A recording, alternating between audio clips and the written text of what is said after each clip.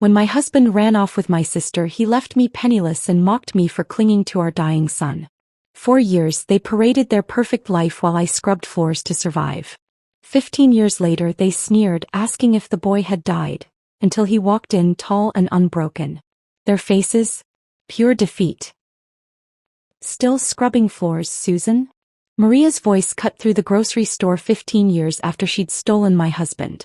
She stood there examining organic tomatoes while I held my last $20. Carl beside her with his success gut and designer clothes. We heard George died years ago. Such a tragedy. That's when my 6'3" son walked through the automatic doors in his Georgetown medical sweatshirt. Before we dive deeper, thank you for being here to witness these stories of survival and strength. If you believe families should protect, not poison their children, please consider subscribing. It's free and helps us reach more mothers who need hope. Now let me tell you how we got here. But I'm getting ahead of myself. Let me tell you how we got here. How my sister and husband built their happiness on the foundation of a child's suffering. It started 3 years before they left, on an ordinary Tuesday when Maria's heels clicked across our worn linoleum floor. I was making spaghetti, George's favorite, steam fogging the kitchen windows while Carl wrestled with the sink pipes underneath. My sister swept in without knocking. She never knocked anymore. Designer purse hitting our scratched counter as she launched into another breakup story. Marcus was a narcissist, she announced, though Marcus had seemed nice enough when he'd paid for our dinner last month. Thank God I have family. Real family. She touched Carl's shoulder as he emerged from under the sink, her hand lingering. You're so good with your hands, Carl. Susan's lucky. The way she said my name like it was an afterthought. The way Carl's ears turned red. I should have known then.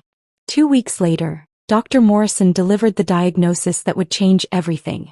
The office smelled like disinfectant and that particular brand of dread that clings to medical buildings. George sat on the examination table, legs swinging, 7 years old and oblivious while the doctor explained about white blood cells and treatment protocols. But it was Maria who sobbed. Loud, theatrical sobs that made the nurse bring tissues. She clutched George against her chest, mascara running in perfect streams. My precious nephew, she wailed. I'll do anything. Anything. Carl sat frozen beside me, his hand cold in mine. I thought he was in shock. Looking back, maybe he was calculating how long he'd have to pretend to care. Maria inserted herself into our medical routine with surgical precision. She volunteered to drive George to appointments while I worked. She researched special organic diets that cost 3 times our grocery budget, insisted they were essential, guilt me when I hesitated. She picked up prescriptions, organized medications into color-coded containers, became the expert on George's condition while I became the absent mother working doubles to pay for it all. You need to rest, she'd say, shooing me out of my own kitchen. I've got George's dinner. It's a special recipe I found online. Costs a fortune, but he's worth it, right? Right. Except the fortune was ours to lose. Carl started missing bedtime. First once a week. Construction emergencies, he said. Then 3 times. Then I was reading Harry Potter alone to George while Carl's truck stayed gone until midnight. His phone lived face down on the nightstand. He showered the second he came home. When I asked about the new cologne, he said a client gave it to him. Maria wore the same scent. I found him in the garage one night, shoulders shaking. For a moment my heart softened. The stress was getting to him too. Our son was sick. Our marriage was straining. But when he turned, his tears looked practiced, like he'd been rehearsing in the rearview mirror. I can't lose him, Susie, he said, using the nickname he hadn't called me in years. Sometimes I think about running away from all this. We don't run, I told him. We fight. For George. He nodded, pulled me close, and his shirt smelled like Maria's perfume and something else. Guilt maybe, or decision already made. The charity fundraiser was Maria's masterpiece. She organized everything at St. Catherine's, our church, the one where Carl and I had married 8 years earlier. She printed flyers with George's school picture, the one where he was smiling despite the bruises that mysteriously appeared whenever Maria watched him. Help George fight, the posters said. Every dollar counts. The entire community came. Our neighbors, Carl's construction crew, my co-workers who could barely afford gas but still dropped 20s in the donation box. Maria stood at the podium in a dress that cost more than our monthly payment, dabbing her eyes with precision. Family means everything, she said, her voice carrying across the fellowship hall. When Susan asked me to help, I hadn't asked. I knew I had to step up. George is like my own son. Her hand found Carl's shoulder. We all have to sacrifice for the ones we love. The photographer captured them standing together. Carl's arm around Maria's waist while I was in the bathroom, George throwing up the special smoothie she'd made him. $12,000 raised that night. I thought it would save us. I didn't know Maria was already siphoning it into an account I'd never see. 3 months before they left, I worked the night shift at Cincinnati General, mopping surgical floors while George slept in the break room. Maria had insisted on preparing his weekly medications, special compounds from a pharmacy 2 towns over. Carl had started sleeping in the spare room, claiming my schedule disturbed his sleep. Our house felt like 3 separate lives intersecting at doorways, nothing more. Mrs. Patterson from next door would later tell me she'd seen Carl's truck at the Hampton Inn. Multiple times. Always afternoons when I was working and George was at school. Maria's car in the same lot. But Mrs. Patterson thought it was for work. Carl did construction estimates after all. Maria was probably helping with the business side of things. The business side. That's what they were calling it. George got sicker whenever Maria watched him. I noticed the pattern but blamed coincidence. Stress. Bad luck. The vitamins she brought came in prescription bottles with typed labels. Official looking. The diet she supervised cost hundreds we didn't have. Carl said we'd manage. He'd take extra jobs. Maria offered to loan us money, then acted hurt when I hesitated. I'm trying to help, she'd say, tears perfectly timed. Don't you trust family? Family. The word she wielded like a weapon while she poisoned my son and planned her escape with my husband. While she counted the charity money and calculated how long to keep George sick enough for sympathy but well enough to abandon. The last Sunday before they left, we went to church together. All 4 of us, like a mockery of the family we'd never really been. George dozed against my shoulder during the sermon about faithfulness. Carl checked his phone 6 times. Maria sang the hymns too loudly, her voice cracking on Amazing Grace, while she held the hymnal between her and Carl, their fingers touching on the spine. I should have seen it all. Monday morning, 6:17 a.m. 3 days after that church service where Maria sang too loudly. My key stuck in the lock like always and I had to jiggle it twice before the door opened. The apartment was wrong immediately. Too quiet but not the peaceful quiet of everyone sleeping. This was hollow, like walking into an abandoned theater. Carl's work boots weren't by the door. Maria's purse wasn't on the counter where she'd taken to leaving it during her overnight help sessions. The coffee maker was cold, unprogrammed when Carl always set it for 5:45.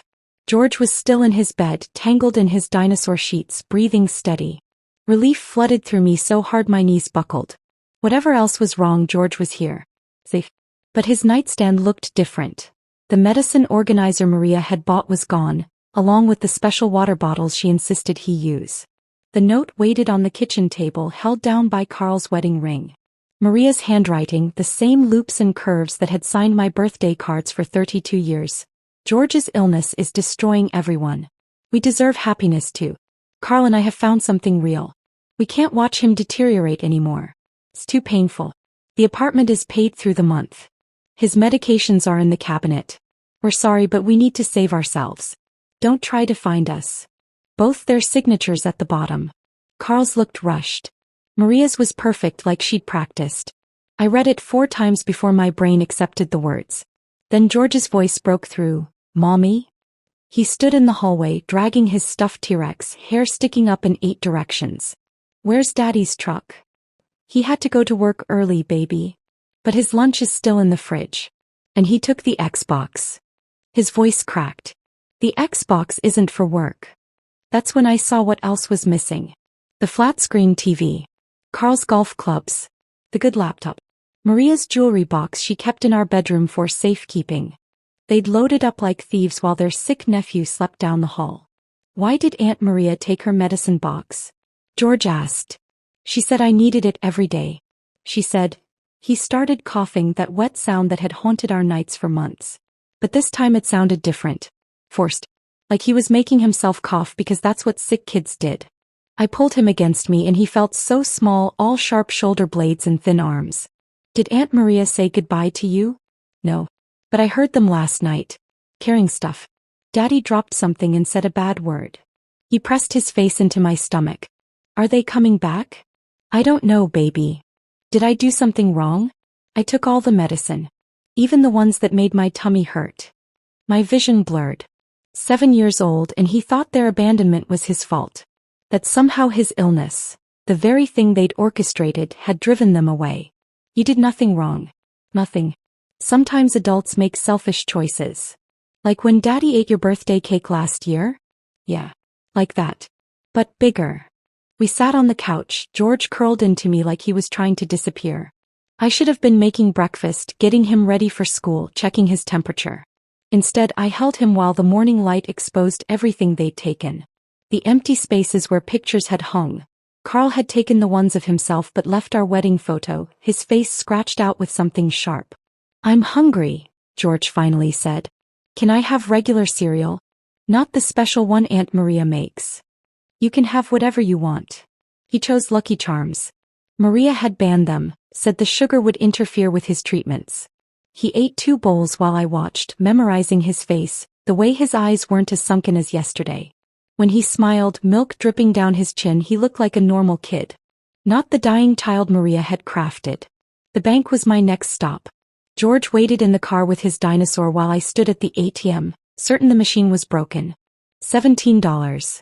That's all that remained of our savings, our checking, everything. The emergency fund we'd built over 5 years. Gone. George's college account my mother had started with $1,000 before the cancer took her. Emptied. The receipt printed out like a verdict. Withdrawals starting 3 weeks ago. 500 here. 800 there. The final cleaning yesterday while I worked and George slept. Even the quarters in his piggy bank would be more than what they'd left us. The teller inside pulled up our history. Joint accounts, she explained apologetically. Carl had every right. The credit cards were maxed out too. Charges at hotels, restaurants, a jewelry store. They'd been spending for weeks while I counted pennies for George's medicine. Can you put a hold on anything? I asked. I'm sorry, ma'am. There's nothing left to hold. Back home, George had fallen asleep in the car. I carried him inside, all 42 pounds of him, his fever already climbing again. But different this time. Like his body was confused, trying to be sick because that's what it knew. Mrs. Patterson knocked while I was making soup from a can. She stood at our door with her own pot of something homemade, her face creased with concern and barely contained gossip. I saw the moving truck, she said, pushing inside. At 4 a.m. Thought it was strange. Moving truck. Well, Carl's truck. But loaded up like moving day. She set her pot on my stove, eyes scanning our emptied living room. Susan, honey, I need to tell you something. My stomach dropped. What? I've seen them. At the Hampton Inn off Route 9. Multiple times these past weeks. Middle of the day when you were working. He touched my hand. Maria's been staying there. Saw her key card myself when she dropped it at the mailboxes. Room 237. Been charging it to your Southwest credit card. How long? 6 weeks, maybe more. I hoped I was wrong. Thought maybe she needed space from her latest breakup. Mrs. Patterson's voice dropped. But Carl's truck was there too. Every Tuesday and Thursday. Like clockwork. Tuesdays and Thursdays. Maria's special pharmacy run days for George's medications. The days she insisted I work doubles to cover the cost. I should have said something sooner, Mrs. Patterson continued. But she's your sister. You thought family meant something. She nodded, tears in her own eyes now. Honey, that's not all. She had a man over last month. Not Carl. Someone else. Driving a Lexus. She introduced him as her fiancé. The room tilted. Maria had been playing everyone. Even Carl apparently. Or maybe that was part of their game too. How many lives could they demolish while building their own? George whimpered from his bedroom, calling for water. His special water bottles were gone, so I used a regular glass. He drank slowly, carefully, like Maria had trained him to do. Mommy, are we gonna be okay without them? I looked at his pale face, the dark circles Maria had literally fed him, the trust still somehow alive in his eyes despite everything. We're going to be better, I promised, though I had $17, no job security, and a sick child who might not even be sick. That promise to George hung between us for 3 days while I scrambled to keep us afloat. Then Thursday came and with it the phone call from Jefferson Elementary that changed everything. "Mrs. Brennan?" George collapsed in pee. "The ambulance is taking him to Cincinnati General." I abandoned my mop bucket in the middle of the bank's marble floor, my supervisor yelling about docked pay as I ran. The taxi cost $8 I couldn't spare, leaving me with $9 to my name. George was conscious when I arrived, pale and confused in the pediatric ward, and $4 dripping into his thin arm. "Just a little dizzy spell," the ear doctor said, barely looking up from his tablet. "Probably his leukemia. Follow up with his oncologist." But we didn't have an oncologist anymore. The specialist Maria had found mysteriously couldn't see us without insurance, and Carl had canceled our policy the day he left. That's when she appeared, Dr. Patricia Hawkins, walking past our curtained area, then stopping, backing up, staring at George like she'd seen a ghost. She was older, maybe 60, with sharp eyes behind wire-rimmed glasses. "That child doesn't have leukemia," she said quietly, stepping inside. "Excuse me." My protective instincts flared. "His medical records." "Hey, She gestured toward George and something in her voice made me nod. She examined him gently, his eyes, his fingernails, the bruising on his arms. She pressed carefully on his stomach, checked his lymph nodes, studied his skin tone under the harsh hospital lights. "Who diagnosed him?" she asked. "Dr. Morrison 2 years ago." "And who's been managing his treatment?" "My sister." She researched everything, handled his medications. I stopped, the words turning sour in my mouth. Dr. Hawkins pulled the curtain fully closed. "I run the free clinic on Vine Street. Bring him tomorrow night after we close. 9 o'clock. Bring every medication, every bottle, every record you have." "Why?" She looked at George, then back at me. "Because that child is being poisoned and I think you know it." The next night I sat in her locked clinic while she spread papers across her desk like evidence in a crime scene. George was in the examination room with a nurse, eating his first real meal in days. Chicken nuggets without Maria's special sauce. "These blood tests from Dr. Morrison," she began, adjusting her glasses. "They're fabricated. The letterhead is wrong, the medical terminology is nonsensical, and this signature? Dr. Morrison retired 4 years ago. He's been in Florida since before George was supposedly diagnosed." The room spun. "But we went to his office." "What office?" "The building at that address has been a shopping complex for 5 years. My mind raced backward. Maria had driven us. Maria had walked us inside. A small office, oddly empty, just one man in a white coat who looked at George for maybe 10 minutes before delivering his death sentence. Cash only. Maria had handled it, said insurance would reimburse us later. "These supplements," Dr. Hawkins continued, holding up the bottles I'd brought. 3 of them are from websites that sell alternative medicine. They contain heavy metals, not enough to kill quickly, but enough to cause every symptom of childhood leukemia. Fatigue, bruising, weakness, pallor. She showed me printouts from medical journals, matching George's symptoms to heavy metal poisoning, not cancer. "This one," she held up a white bottle, "contains thallium. Rat poison essentially. Minute doses. This green one has arsenic compounds. Just enough to keep him sick."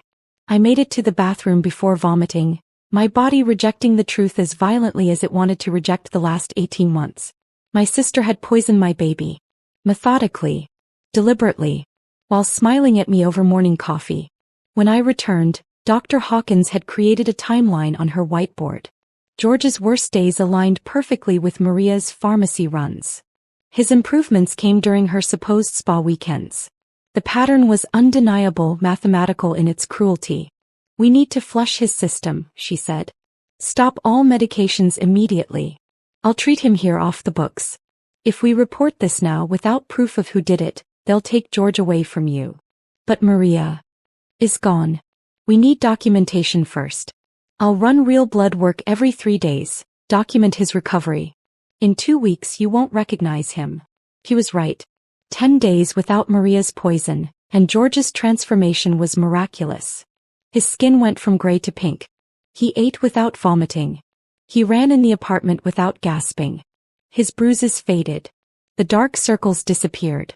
He gained 4 pounds in 2 weeks. "Mom, I feel weird," he told me one morning. Weird how? Not tired. Is that normal? My 7-year-old son had to ask if feeling healthy was normal. That's what they'd done to him. Dr. Hawkins documented everything meticulously. Blood work showing declining toxin levels. Photographs of his recovery. A detailed timeline of his poisoning. She risked her license taking samples to an independent lab, paying from her own pocket. 18 months of systematic poisoning, she said during our 4th visit. They wanted him sick enough for sympathy and donations, but not so sick he'd need real hospitalization where real doctors might notice. The charity fundraiser, I whispered. $12,000. Blood money. Literally. 3 weeks into George's recovery, I was cleaning offices downtown when Janet from payroll found me in the break room, her phone extended like a weapon. Susan, you need to see this. The Facebook post was dated 6 months after Carl and Maria vanished. A memorial page for George Brennan, beloved son, taken too soon after his brave battle with leukemia. Photos of him from when he was sickest, pale and hollow-eyed. Maria standing at a podium in a black dress, Carl beside her, both crying perfectly staged tears. The comments destroyed me. Hundreds of people offering condolences, sharing memories of the sweet sick boy, donating to their new charity, George's Wings, supporting families through childhood cancer. They killed him off, Janet said gently. In everyone's mind, your son is dead. I scrolled through post after post. Memorial trees planted. Scholarships in his name. A 5K run with his picture on every shirt. Carl and Maria had built their new life on the foundation of George's fictional death, profiting from a grief that wasn't even real. But he's alive, Janet said. That's what matters. I looked at the date of the memorial service. 2 weeks after they'd left us. They hadn't even waited for him to actually die from the poison they'd fed him. They'd simply decided he was more valuable dead than abandoned. Dr. Hawkins helped me print everything. The posts, the charity registration, the donation pages. Evidence of a crime so elaborate I still couldn't fully grasp it. They'd poisoned a child, faked his death and profited from both. What do? I asked her. You survive, she said. You raise that healthy boy. And when the time is right, the truth has a way of surfacing. That night, George drew a picture of himself as a superhero, strong and tall, cape flying. This is me when I grow up, he announced. You're already my hero, I told him. Why? Because you survived something impossible. He considered this. Mom, was I ever really sick? The question I dreaded. Someone made you sick. But you were never dying, baby. You were always stronger than they thought. He was still clutching that superhero drawing when the eviction notice arrived 2 days before Christmas. The paper trembled in my hand while George hung his handmade ornaments on our Charlie Brown tree, a scraggly thing Mrs. Chin had rescued from behind her restaurant. 3 months behind, the notice said. Final warning. I'd been working 3 jobs. Nights at the hospital, mornings at the bank, weekends at a dental office. But it wasn't enough. Not with the medical bills still coming from George's fake treatments, the maxed credit cards Carl had left us with, and groceries that cost more each week. What's that, Mom? George asked, noticing my face. Just paperwork, baby. Mr. Kolsky's office smelled like cigars and Old Spice. He sat behind his desk, massive hands folded, while George and I stood like defendants awaiting verdict. George was 10 now, 3 years since they'd left, but still small for his age. The poisoning had stunted his growth, Dr. Hawkins said. You owe me $3,000, Mr. Kolsky stated. I know. I can pay $500 now, and... You said that last month. George stepped forward. Please don't make us leave. Mom works really hard.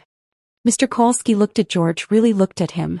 Saw the second-hand clothes, the backpack held together with duct tape, the way he stood protective beside me like a tiny bodyguard. You go to Jefferson Elementary? Yes, sir. My grandson goes there. Tony Kowalski. George brightened. Tony's nice. He shares his lunch sometimes.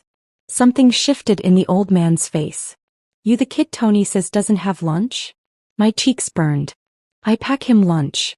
Crackers isn't lunch, Mr. Kowalski interrupted. He studied us for a long moment. I own 7 buildings in this area. They need cleaning. Professional service wants $8,000 a month. You do it for rent plus $2,000. Deal. Yes. Yes, absolutely. Start tomorrow. Bring the kid if you need to. And that's how I became the queen of toilets. 7 buildings, 42 bathrooms, countless floors to mop. George would sit in supply closets doing homework, reading by the light of his phone that barely held a charge. Sometimes I'd find him asleep on a pile of clean towels, his math book still open. By February, George had taken over our household completely. He'd figured out our scheduling chaos and adapted like a tiny general managing a war. Mom, you have bank at 6, hospital at 3, sleep from 9 to 2, he'd recite while making scrambled eggs. He'd learned to cook from YouTube videos on the library computer. Nothing fancy but enough to keep us fed. Pasta with butter. Grilled cheese that only stuck to the pan half the time. You should be playing video games, I told him one morning watching him pack our lunches. This is better, he said simply. We're a team. When his teacher called asking about his father for a Veterans Day project, George answered without hesitation. He died in Afghanistan. A hero. The lie came so naturally I almost believed it myself.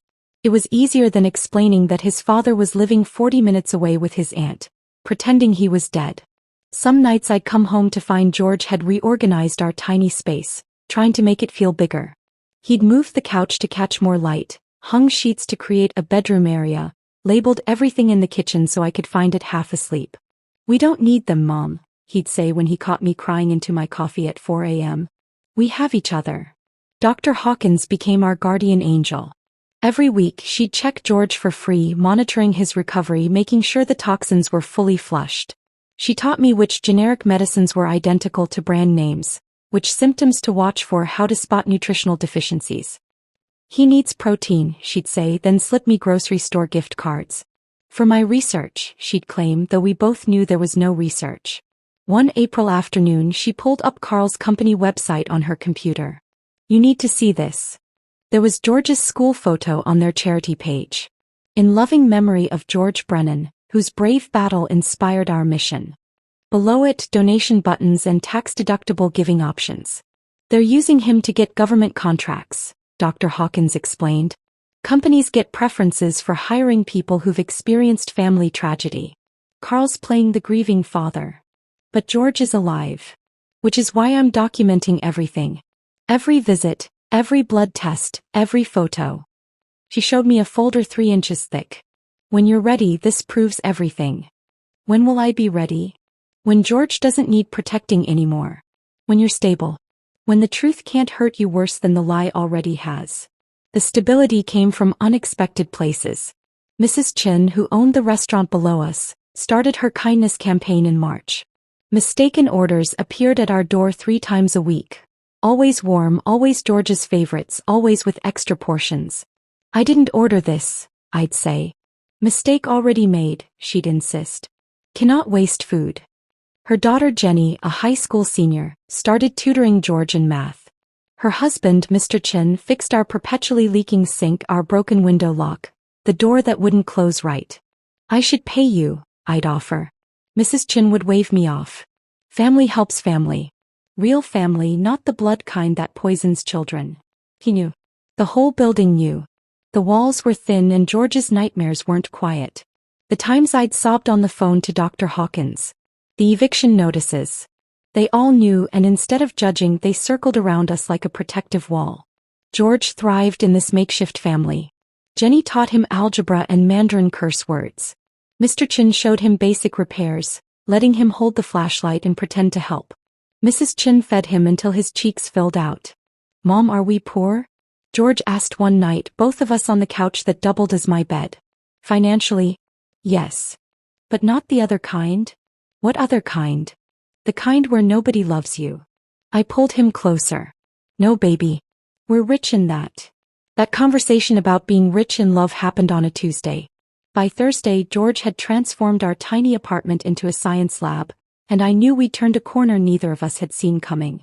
Mom, remember how Aunt Maria used to give me those vitamins? He was 13 now, growth spurt finally hitting, his voice cracking between words. I want to understand what she did. He'd salvaged an old microscope from Jefferson Elementary's equipment purge, set it up on our kitchen counter between the hot plate and the toaster that only worked if you held the lever down. Library books about toxicology towered beside it, tagged with colored sticky notes he'd peeled and reused until they barely stuck. For school? I asked. For the science fair. And for me? 3 months he worked on that project. Every night after I'd collapse from my cleaning rounds, I'd find him hunched over data sheets, comparing chemical compounds, creating charts that tracked his own symptoms against known poisoning patterns. He titled it When Medicine Becomes Weapon, Detecting Fabricated Illness in Pediatric Patients.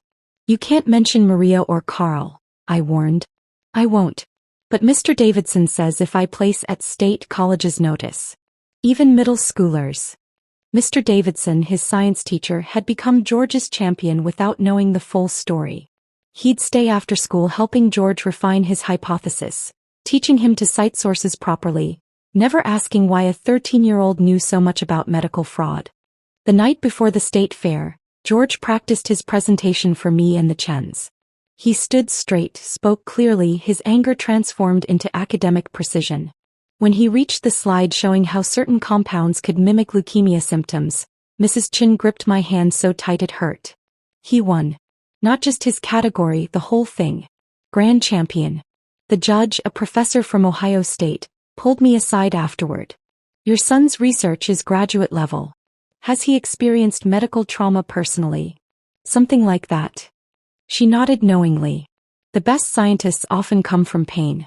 He's going places.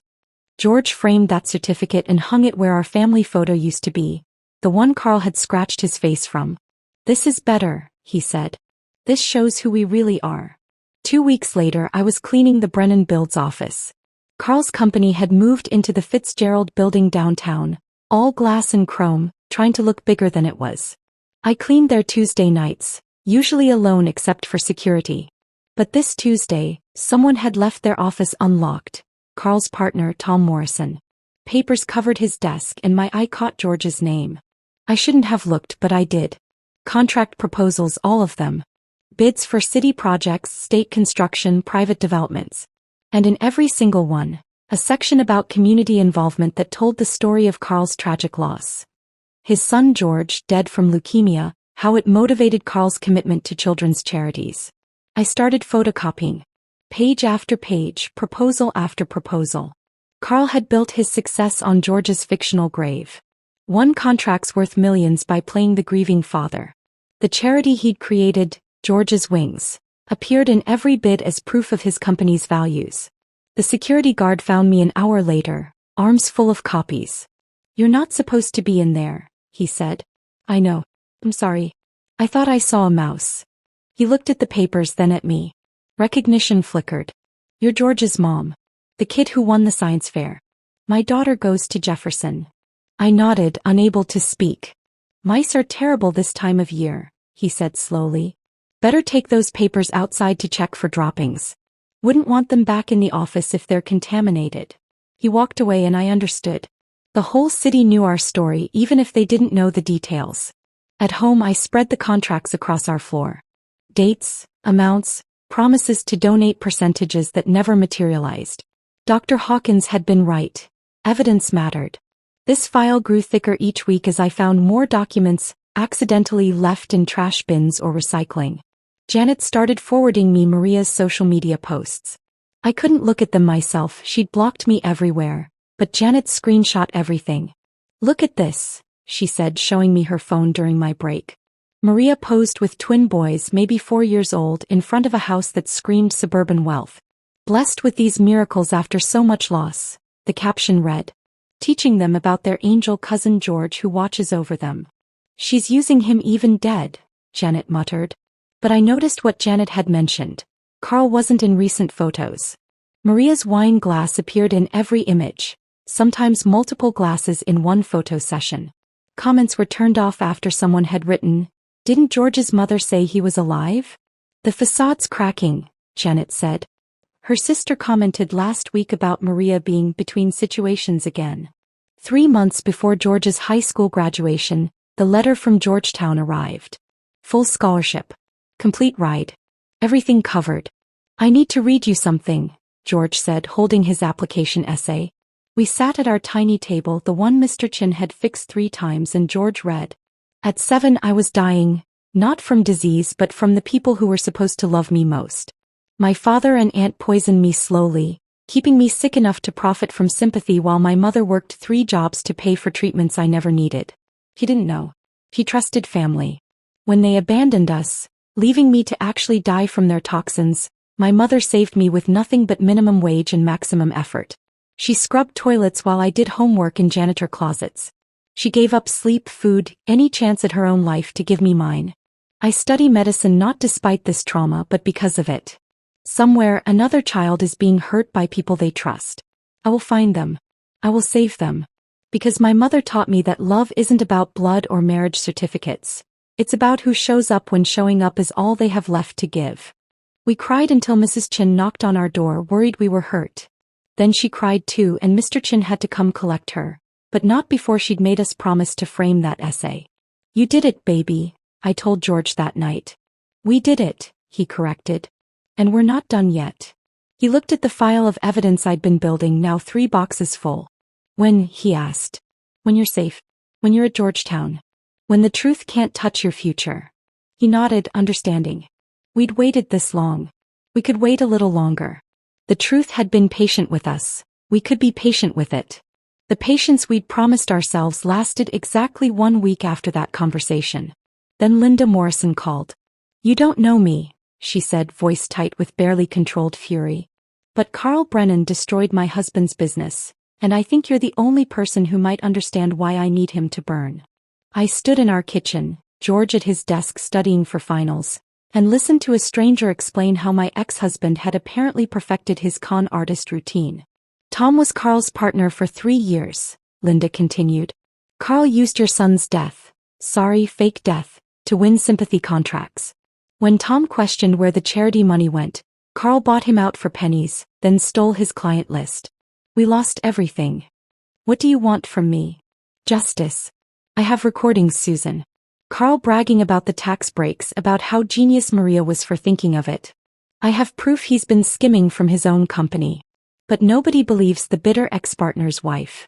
They might believe the mother of the dead child who isn't dead. George looked up from his textbook, sensing the shift in my voice. I nodded at him. It's time. What kind of recordings? I asked. Carl drunk at a bar, telling his new partner how they pulled it off. Maria's voice is on one of them too, laughing about how you actually believed the diagnosis. Tom recorded everything after Carl forced him out.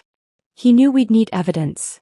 We met at a diner 2 towns over, Linda sliding a USB drive across the table like we were spies.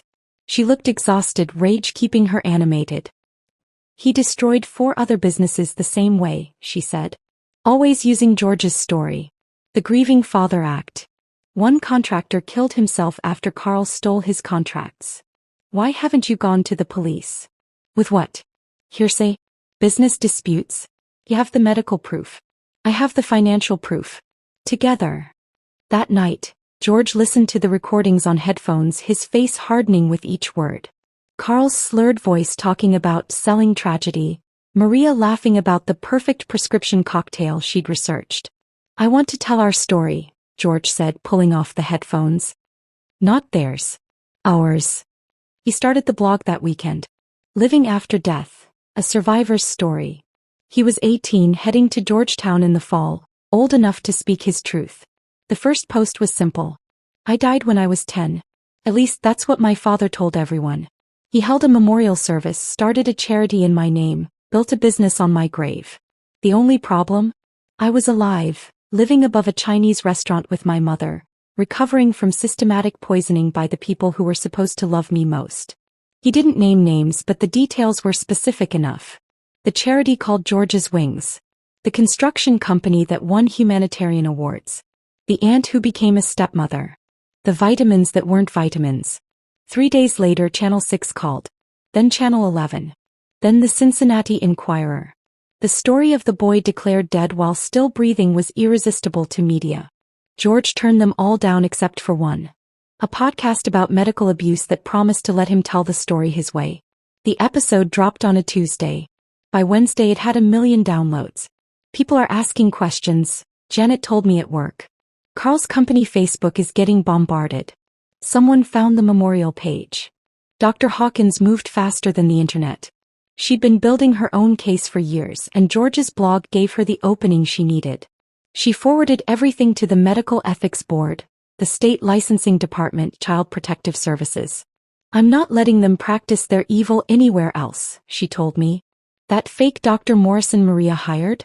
I found him. Real name is Marcus Webb, lost his license in Indiana for insurance fraud. Maria paid him $2,000 to play doctor for an afternoon." The investigation opened quietly. Forms filed, questions asked, documents requested. Carl and Maria didn't know yet, but their perfect world was already crumbling from the inside. Then Maria tried to reach out. "Patricia, my mother's best friend before she died, called me on a Thursday evening. 'Susan, I need to tell you something strange.' 'What happened?' 'Maria contacted me through Facebook. Said she's been trying to reach you, needs to make amends. She claims Carl forced her into everything, that she never wanted to hurt George.' 'What did you tell her?' 'That you died. Heart attack from the stress 2 years ago. Figured she should taste her own medicine.' And Patricia's voice turned cold. She asked about life insurance, whether George got anything. 'That woman hasn't changed a bit.' George heard the whole conversation. 'She thinks you're dead?' 'Apparently.' He smiled, dark and satisfied. 'Good. Let her think she won. Makes the truth hurt more.' The cracks spread faster now. Janet forwarded me screenshots of Maria's increasingly frantic posts. Wine bottles multiplying in photos. Carl absent from everything recent. The twins looking neglected, hair unwashed, clothes too small. Comments from concerned friends asking if she needed help. Someone had leaked George's blog to Maria's charity board. Suddenly George's wings was under review. Donors demanding answers. The IRS sniffing around their tax-exempt status. Linda called weekly with updates. Carl's new partner had started asking questions about the books. Clients were pulling contracts. The humanitarian award they'd won was being reconsidered. "He's drinking heavily," Linda reported. "Tom saw him at 3 different bars last week. Day drinking. Alone." But the real crack, the one that would shatter everything, came from an unexpected source. One of Maria's twins, only 4 years old, had been admitted to the hospital with suspicious symptoms. Bruising. Fatigue. Familiar patterns. Dr. Hawkins called me immediately. "She's doing it again. Different hospital, same playbook." Those poor boys. Not for long. The ethics board was already investigating. This just accelerated everything. They're removing the twins tomorrow. I sat with that information, feeling the weight of those 2 innocent boys caught in Maria's web. History trying to repeat itself, but this time people were watching. This time there were files and recordings and blog posts and a survivor named George who refused to stay buried. "Mom," George said that night, looking at his Georgetown acceptance letter. "When I'm safely at school, we release everything, right?" "Everything." "Good. Because I just got an email from a journalism major who wants to write her thesis on our story. He found the memorial page, the charity records, my blog. She's connecting all the dots." The truth was spreading like wildfire, and Carl and Maria didn't even smell the smoke yet. They were still living in their crumbling kingdom, unaware that the boy they'd declared dead was about to rise from the grave they'd dug, bringing receipts. The journalism student had sent her questions just that morning, and I was still thinking about them when I walked into Kroger at 7 p.m. with my last $20 and a handful of expired coupons. 15 years of shopping at the same store, always at the same time, after my evening cleaning shift before the night one. I knew which cashiers would pretend not to notice expired coupons, which aisles had the best markdowns, how to make $20 feed us for 3 days. I was comparing dented cans of soup when I heard it. That laugh. Maria's laugh, tinkling and false like wind chimes made of glass. The same laugh that used to fill my kitchen while she poisoned my son. My body recognized them before my brain did. Every muscle tensed, fight or flight flooding my system. There, by the organic produce that cost more per pound than I made per hour, stood Carl and Maria. Time had changed them, but not enough. Carl had gained weight, success weight, his polo shirt straining across a belly built by business lunches. Maria looked preserved, like she'd been sealed in suburban privilege. Botox, smooth forehead, highlighted hair, designer handbag that could pay our rent for 2 months. They were loading their cart with wine bottles, the kind with corks instead of screw tops, laughing about something on Carl's phone. living their perfect life while I stood there in my clearance rack jacket holding soup I couldn't really afford. I should have walked away. Should have gone to self-checkout and disappeared. But 15 years of silence suddenly felt heavier than my fear. Still scrubbing floors, Susan? Maria had spotted me first, her voice cutting through the distance between us like she'd been waiting for this moment. She looked me up and down, taking in my discount store uniform, the exhaustion I wore like a second skin, the way my hands were still cracked from bleach despite all the lotion Mrs. Chen gave me. We heard George died years ago, she continued, examining organic tomatoes with theatrical interest. Such a tragedy. Carl turned then, his face going through several expressions before settling on smugness. Sue. Well, still in town. Still alive, I said, walking closer. Disappointing, I'm sure, since you held my funeral. Maria's laugh was nervous but still condescending. You heard about that? It was closure, Susan. For the community. George's funeral, I corrected. You buried my living son for sympathy points. Carl shifted his weight, trying to look casual. How are you managing? Must be hard alone. I manage. Floors don't scrub themselves. Maria's eyes gleamed with cruel satisfaction. Still cleaning? After all these years? God, Susan, I told Carl you'd never amount to anything without us. Some of us work, I said. Instead of stealing. Carl laughed, that confident sound of a man who'd never faced consequences. Stealing? We took what we deserved. A life. A real life. Not whatever tragedy you were dragging us into with that dying kid. He leaned against their cart full of $60 wine. Speaking of which, did the boy ever actually die, or are you still milking that story? The store seemed to pause. The music kept playing, but everyone nearby had stopped moving. A mother with 2 kids pretended to study pasta labels. An elderly man froze mid-reach for bananas. The teenage cashier at Register 3 was holding her breath. You want to know about George? I asked softly. Maria rolled her eyes, adjusting her designer purse. Susan, please. The dramatic pause. We've moved on. We have real children now. Healthy children. That's when the automatic doors opened. George walked through like karma itself had taken human form. 6'3" now, built strong from years of making up for lost growth. His Georgetown Medical School sweatshirt worn like armor, every step confident, measured, purposeful. He saw me first, our eyes meeting across the produce section. Then he noticed them. The tomato Maria was holding slipped from her hand, hitting the floor with a wet sound that seemed to echo. Carl's mouth opened but nothing came out. They stared at George like he was a ghost they'd personally murdered, which in a way he was. Mom, George said, walking over with deliberate calm. You okay? Maria's designer purse hit the floor. Carl grabbed the cart for support, his knuckles white against the handle. Hello, Aunt Maria, George said evenly. Dad. You're alive? Carl's voice cracked like a teenager's. Disappointed. George asked. I know you told everyone I died. Even had a service. Mom showed me the program. Beloved son taken too soon. Weird thing to print about someone you abandoned while he was supposedly dying. Maria was backing away slowly, her hand reaching for Carl's arm. This isn't possible. You were sick. Terminal. No, George said, his voice never rising but somehow filling the entire store. I was poisoned. By you. Dr. Hawkins figured it out. The vitamins you insisted on? The special meals? You kept me sick for sympathy, for money, for the attention it brought you. Other shoppers had given up, pretending not to watch. A circle had formed, loose but definite.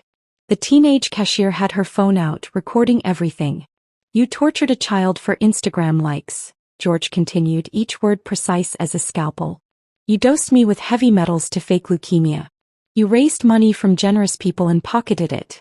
You held a memorial service for a living child to win construction contracts. Carl tried to puff up, some remnant of his old bluster surfacing. Now wait a minute. No, George interrupted. You wait. You ran off with your wife's sister. You left us with nothing.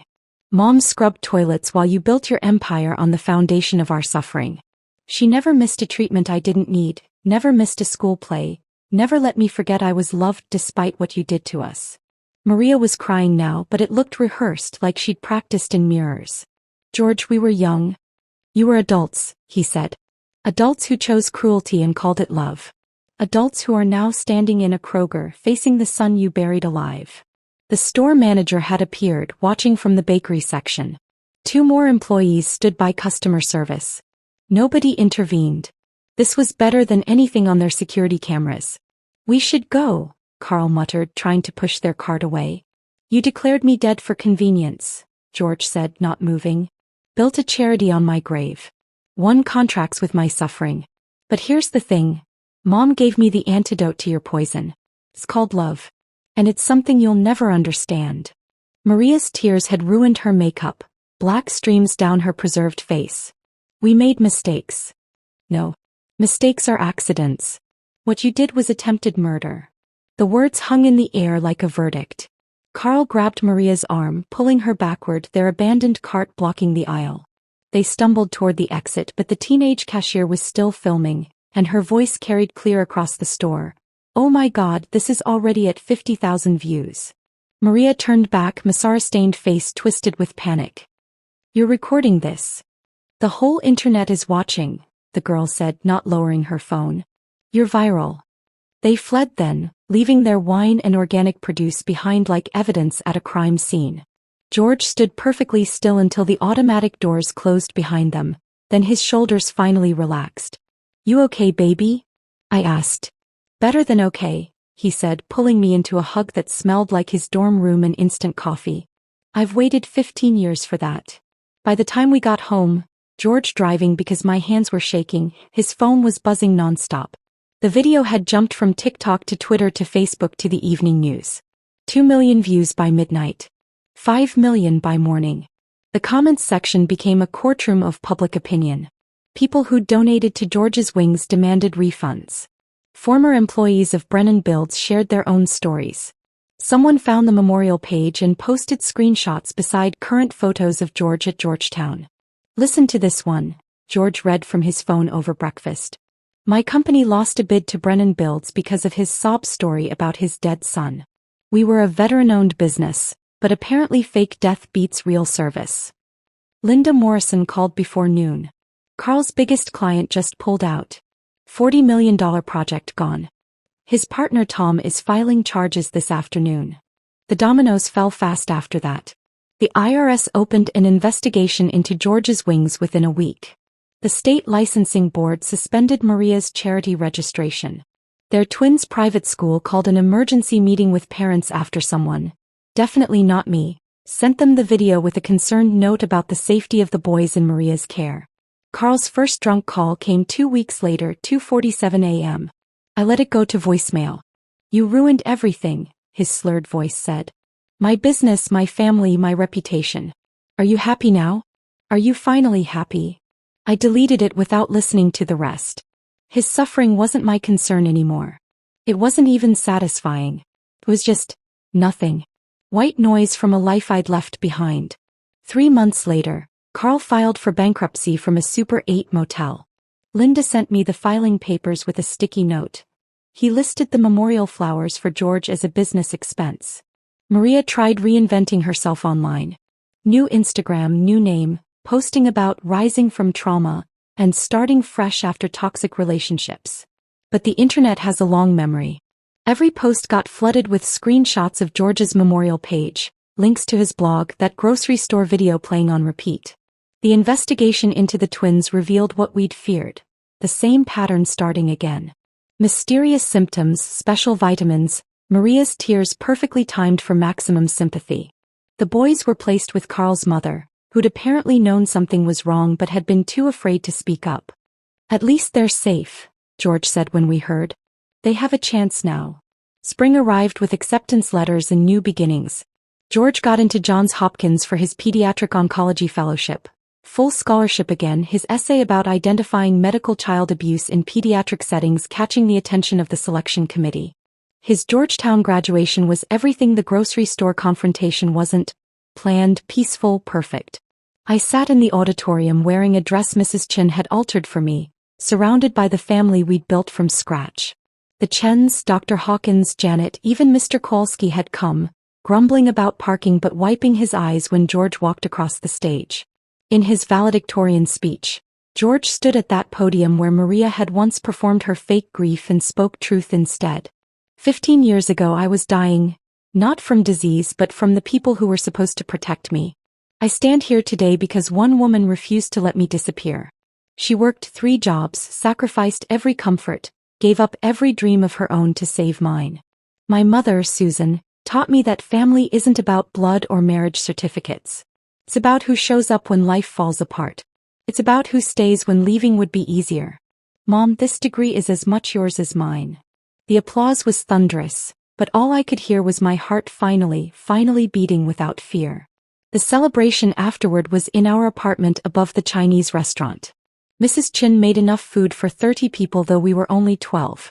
Jenny, now a teacher herself, brought her kids who called George Uncle Doctor.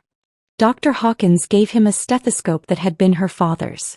Mr. Kowalski handed him an envelope with a check that made George's eyes go wide. For your mother, the old man said gruffly. Back pay for all that cleaning. With interest. We sat around our small table, the one held together with wood glue and prayers, laughing at stories that weren't sad anymore. The walls that had heard so much crying now echoed with joy. George's phone buzzed with a news alert. Maria had been arrested for fraud. Carl was living in his truck. The twins were thriving with their grandmother. None of it mattered anymore. You know what I realized? George said, raising his glass of Jenny's homemade wine. We won. When? I asked. The moment we survived. Everything else. The video, their collapse, the justice, that's just credits rolling. We won the day we chose each other instead of giving up. Mrs. Chin nodded sagely. Best revenge is good life. To good life, George toasted. To family, I added, looking around the table at these people who'd saved us when blood relations had tried to bury us. Later, after everyone left, George and I stood on our tiny balcony overlooking the city. Somewhere out there, Carl and Maria were living with their consequences. But here in this small apartment that smelled like sesame oil and love, we had everything. Thank you, George said quietly. For not giving up. Thank you, I replied, for being worth fighting for. We stood there in comfortable silence, 2 survivors watching the city lights, knowing that tomorrow George would leave for Johns Hopkins, and I'd finally sleep without worry, and the ghosts they'd created would stay buried where they belonged. This wasn't the life I'd planned. It was better. It was real. It was ours. If this story of justice finally served had you gripping your phone, hit that like button right now. My favorite part was when George walked through those grocery store doors in his Georgetown sweatshirt, watching Maria and Carl realize their dead victim was very much alive. What was your favorite moment? Drop it in the comments below. Don't miss more powerful stories like this. Subscribe and hit that notification bell so you never miss an upload.